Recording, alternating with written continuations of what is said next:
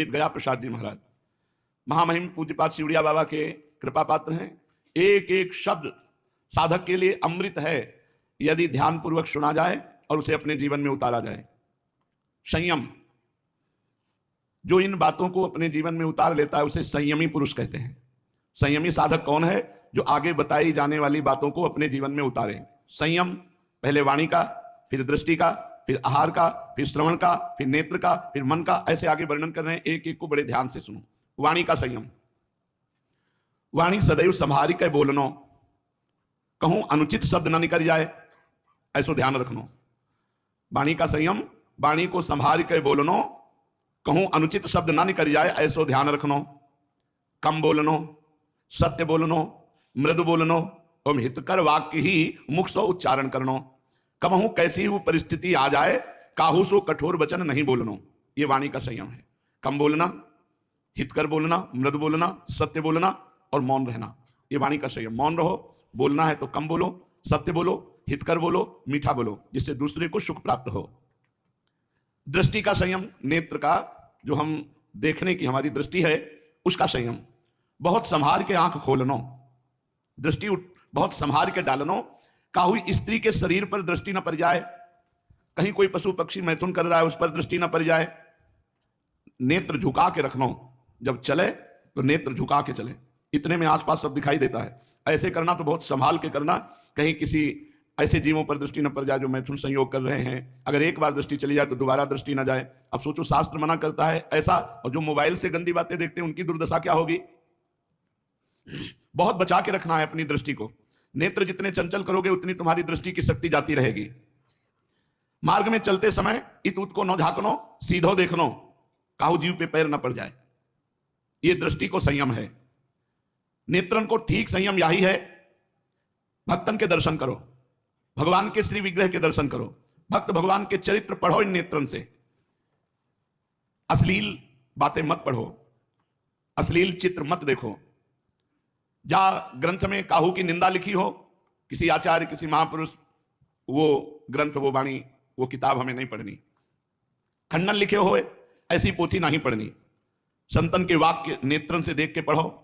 संत भक्त भगवत विग्रह के दर्शन करो और अश्लील चित्रण के देखवे से अपने नेत्रन को बचाओ। ये तुम्हारे दृष्टि और नेत्र का संयम। अब आहार का संयम। आहार उतना ही करनो जितने में भूख मिट जाए। भूख तो मिट जाएगी। गोकुल धाम में स्पेशली बीमार गौ माताओं की सेवा की जाती है, और गौ माताओं के साथ साथ गोकुल धाम में जैसे नील, लेकिन स्वाद दृष्टि से जो अधिक पाया जाता है वो भजन के लिए हानिकारक है। इसीलिए ज्यादा स्वादिष्ट पदार्थ ना पावे, नहीं तो अगर जबान से स्वादिष्ट पदार्थ पाओगे तो फिर और मन चंचल हो जाएगा। रूखा सूखा खाए के ठंडा पानी पीऊ, देख पराई चूपड़ी मत ललचावे जीव। कुछ नहीं रखा, वो बस 2 अंगुल जबान है, इसी में जितनी देर टिका टिका गले के नीचे गया सब बेकार। भाई यहीं तक का स्वाद है, तो थोड़ी देर हिम्मत करके स्वाद का त्याग करके प्रसाद रूप उतना ही आहार करो जितनी तुम्हारी भूख है। 2 रोटी हम और पा सकते हैं, ऐसी स्थिति में बंद कर दो। जैसे 4 पाते हो तो 2 रोटी पाओ, फिर शाम के 2 रोटी पा लो। प्राणों का पोषण करना है, कोई पहलवानी तो नहीं करनी ना। हमें प्राण सूक्ष्म करने हैं। प्राण स्थूल निर्बल होते हैं और सूक्ष्म प्राण बलवान होते हैं। तो आहार उतना ही करनो जितने में उदर पूर्ति हो जाए। आहार सात्विक करनो, हितकर करनो, हल्को आहार करनो, सहज में पच जाए और कम पैसे का हो। आहार पर देखना है सात्विक हो, हितकारी हो, पचने में हल्का हो और पैसे कम लगे हों, ऐसा आहार करो। तो हमको ये गणित लगा के पानी है, ये कम पैसे वाला भोजन होना चाहिए। दाल 1 कटोरी, 2-3 रोटी पा ली, थोड़ा सलाद पा लिया, थोड़ी सब्जी पा ली, हो गया। बहुत स्वस्थ रहने के लिए सात्विक भोजन है ये। मीठा 1 पीस, 24 घंटे में 1 पीस मीठा बहुत, 50 ग्राम। नहीं तो जो शुगर है वो रोटी में भी होती है, शुगर हर पदार्थ में होती है। तो वो अपना शरीर के लिए जो शुगर चाहिए वो ले लेती है सब पदार्थों से। तो अगर स्वाद के लिए भी पाना तो प्रसाद रूप 1 मीठा। अगर ठीक से चलोगे तो शुगर नहीं होगी, अगर शुगर हो गई तो फिर आधा जीवन नष्ट हो गया, असावधानी हुई तो पूरा जीवन नष्ट हो गया। शुगर लीवर किडनी इन पर प्रहार करती है, कोई साधारण रोग नहीं, पूरा जीवन खोखला कर देती है। इसलिए मीठा खाने से बचो। ज्यादा मीठा रजोगुण उत्पन्न करता है, थोड़ा मीठा सतोगुण होता है। हम उन साधकों से प्रार्थना करते हैं कि कल फिर पाना है, इतना ध्यान रखो, आज ही पाके नहीं परम पद में पहुंच जाना है। भजन में तब मन लगता है जब सात्विक वृत्ति होती। 2 रोटी पाई, थोड़ी दाल। प्राणों का पोषण है, प्राणों का पोषण करना है, खूब भजन करना है, भजन से बल प्राप्त करना है। अपना भारत पवित्र देश है, बहुत धर्मशील है। अब वो गंदी गंदी बातें देश विदेशों की इधर आ गई हैं, तो वो सब खान पान आहार संयम सब। कल एक सज्जन बता रहे थे कि आपको पता नहीं होगा महाराज जी, आजकल मतलब 80% लोग रात्रि में जगते हैं और दिन में सोते हैं। अब तो कितना सुंदर समय है, दिन का प्रातःकालीन 4 से लेकर के ब्रह्म मुहूर्त में उठो, संध्या वंदन करो, नाम जप करो, व्यायाम करो, और दिन में अपने कार्यशील रहो। रात में 10 से 3 बजे तक सो जाओ, 11, 12, 1, 2, 3, 5, अगर 4 बजे तक सो जाओ तो 6 घंटे हो गए, बढ़िया समय। तुमका रात में करते क्या है? बोले नशा, व्यभिचार, यही सब गंदी बातें करते, जीवन बर्बाद, जीवन बर्बाद। हम कह रहे काहे को जीवन बर्बाद करो, इतना उत्तम मनुष्य जीवन भगवत भजन करके लोक पर लोग सब चमका दो। तो ये आहार बुद्धि भ्रष्ट करता है। शरीर की रक्षा के लिए भोजन किया जाता है, जिह्वा के स्वाद के लिए नहीं। गर्मा गर्म धुआं निकलता हुआ भोजन पाने से चाहे जितना सात्विक भोजन हो तमोगुणी हो जाता है, नहीं पाना चाहिए। ऐसे लोग पाते दिखते हैं, जल रही जवान, अब ये कोई स्वाद है? जवान में नहीं रखा जा रहा, ऐसे ऐसे कर रहे हो, खाओ। अरे थोड़ा ठहर जाए यार, कोई उठा थोड़ी ले जाएगा। थोड़ा राधा राधा नाम जब थोड़ा ठंडा हो जाए, धुआं निकल जाए, फिर पा। धुआं निकलता हुआ भोजन नहीं पाना चाहिए। और अपने को धुआं वाला तो मिल ही नहीं सकता है, क्योंकि गरम गरम अनुकूल भोग तो पहले प्रियालाल को लगेगा, प्रियालाल के बाद जो प्रसाद मिलेगा वो अद्भुत स्वादिष्ट उच्छिष्टामृत भुक्त वैव। गर्मा गर्म तो पा ही नहीं सकते ना, प्रियालाल को अर्पित करके पाना है। जिह्वा के स्वाद के विचारसों को आहार न करनो, बहुत गर्म और भारी भरकम जो तला हुआ है ये इसको साधक ना खाए ज्यादा। ये समोसा है, पूड़ी है, कचौड़ी है, हलवा है, गुलाब जामुन है, लड्डू है, जलेबी है, इमरती है। आहार संभालनो, लाल मिर्च, खटाई, ज्यादा मिठाई, उत्तेजक, बासी भोजन। वैसे भूख रखने का अभ्यास बनाना चाहिए। 1-2 दिन बिल्कुल कुछ नहीं खाया, खूब भजन डट के हो रहा है और कोई जान नहीं पाया, ऐसा अभ्यास रखना चाहिए। कभी भोजन पाके भी, कभी बिना भोजन के भी भजन का अभ्यास करें। कभी कोई नशा ना करे। भोजन करते समय विशेष सावधानी यह है कि उस समय का विचार आपके 24 घंटा के लिए आहार के साथ जा रहा है विचार, तो किसी की गुस्सा वाली बात ना याद करें, कोई काम भोग वाली बात ना याद करें, कोई गंदे विषय याद ना करें। उस समय जरूर पद चिंतन करें या नाम जप करते हुए आराम आराम से। कोई भागम भाग नहीं पड़ा है, आराम आराम से भोजन पाओ। पर इतना आराम से भी नहीं कि 1.5 घंटा, 1.25 घंटा 2 पंक्ति उठ गई, आराम आराम से पा रहे हैं। कितना पाना है? 2 रोटी, 3 रोटी, 15 मिनट, 20 मिनट बढ़िया अच्छे से पाने में, 15 मिनट, 20 मिनट, 30 मिनट लंबा आहार। एक एक कवल कम करते जाओ तो आप कुछ दिन देखोगे थोड़े आहार में आपका काम चल जाएगा। शरीर में स्फूर्ति रहेगी, शरीर वैसे ही रहेगा, और एक एक कवल बढ़ाते चले जाओ तो देखो लंबा आहार होने लगेगा, बल घटने लगेगा, वो प्रमाद स्थिति आने लगेगी। शयन मतलब नींद और भोजन, इन 2 को बहुत कम किया जा सकता है, बहुत बढ़ाया जा सकता है। अगर रोज हम आधा घंटा नाम जब अपना बढ़ाते रहें तो 24 घंटे भजन कर सकते हैं। रोज हम 10-5 मिनट ज्यादा सोते रहें तो 24 घंटे सोने का अभ्यास कर सकते हैं। नहाया खाया फिर सो गए। और अगर आहार का अभ्यास अधिक बढ़ा लो तो 3-3 बार, 4-4 बार, लोग तो 2-2 घंटे में पाते हैं। आहार के लिए नियम है 1 बार 24 घंटे में या 2 बार। ये 14 बार पाना साधक का लक्षण नहीं है। जब जो आया तो मुंह चल रहा है देख रहे हैं। सदैव पवित्र विचार करते हुए, नाम जप करते हुए भोजन पावें।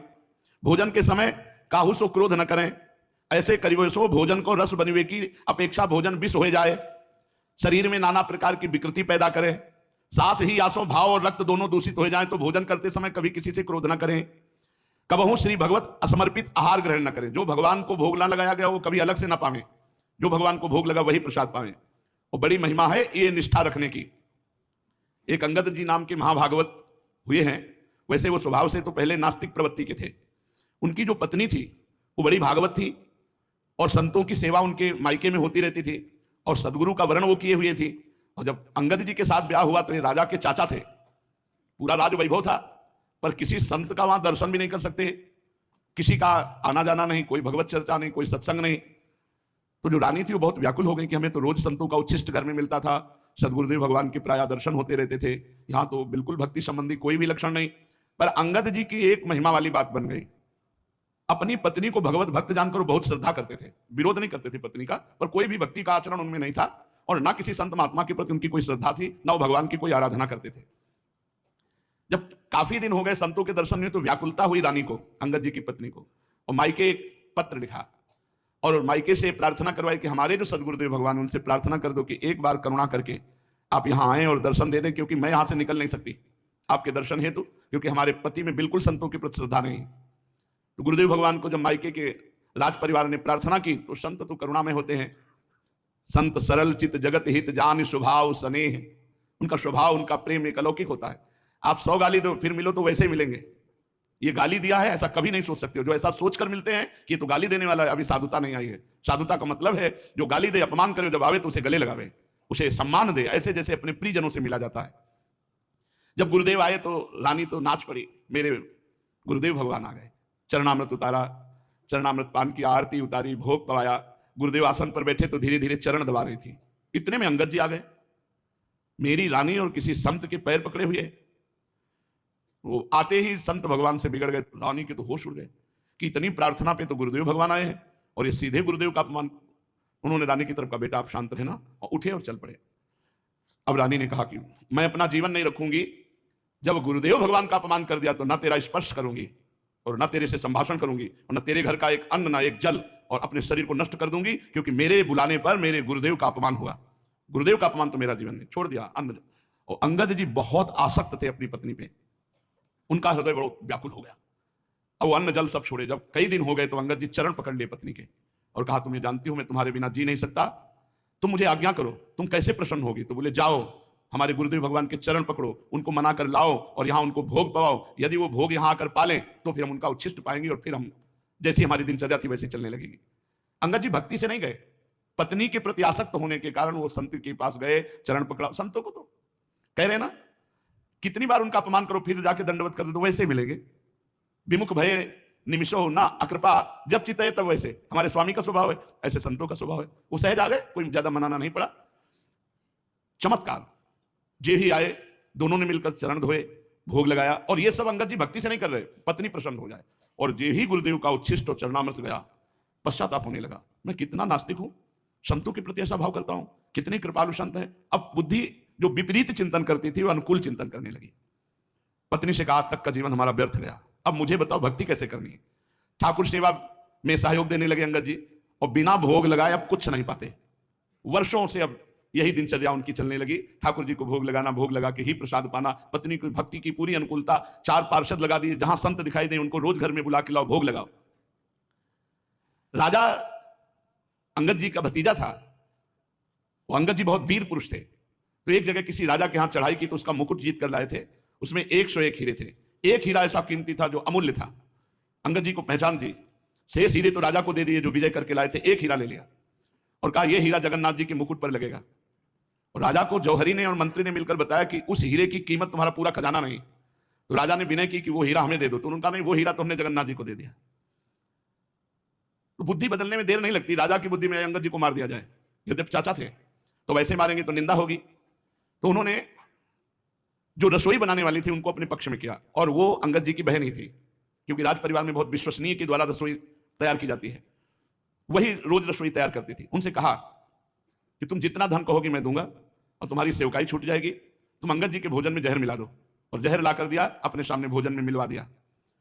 अब अंगद जी को पता नहीं था, ठाकुर जी का भोग लगा, भोग लगा के शयन किया। जब पाने बैठते तो जो बहन रसोई बनाती थी उसकी एक बिटिया थी, वो उसको बुला के साथ पाते थे। तो आज वो गायब कर दी थी, क्योंकि वो बुलाएंगे और उसमें जहर है। तो उनका बिटिया कहाँ है? बोले कहीं खेलने चली गई। बोले नहीं, जब तक वो नहीं आएगी तब तक हम भोजन नहीं पाएंगे। इस बात का प्रभाव उस बहन पर पड़ा कि मेरी पुत्री से इतना प्रेम, तो उनका भैया भोजन मत पाना। उनका क्यों? उनका राजा ने मुझे प्रेरित करके प्रलोभित कर दिया, मेरी बुद्धि भ्रष्ट हो गई, इसमें मैंने जहर मिला दिया है आपके लिए। तो उनका आपने ठाकुर जी को भोग लगा दिया, मैं जहर का भोजन ठाकुर जी को लगा दिया, ठाकुर जी पा लिया, अब मैं कैसे हटा सकता हूं? और अंगद जी ने पूरा भोजन पा लिया, चाट कर पा लिया। कोई भी प्रभाव जहर का अंगद जी के ऊपर बिल्कुल नहीं पड़ा, स्वस्थ एकदम, कोई प्रभाव नहीं। प्रसाद, तो यहां पूज्य पंडित गया प्रसाद जी महाराज कह रहे हैं, असमर्पित भोजन कभी मत पाना, जब पाओ तो ठाकुर जी का प्रसाद। मान लो ऐसी जगह कहीं आप हो जहां ठाकुर सेवा नहीं है और आपके सामने भोजन आ गया है, तो आप उस समय 1 मिनट आंख मूंदो, अपने इष्ट देव का ध्यान करो और प्रभु को अर्पित करके फिर नाम जप करो 2-4 बार, और जय हो प्रभु की जय करके अर्पित करके पाओ। बिना प्रभु को अर्पित किए पानी भी मत पियो, तो तुम्हारी बुद्धि शुद्ध हो जाएगी।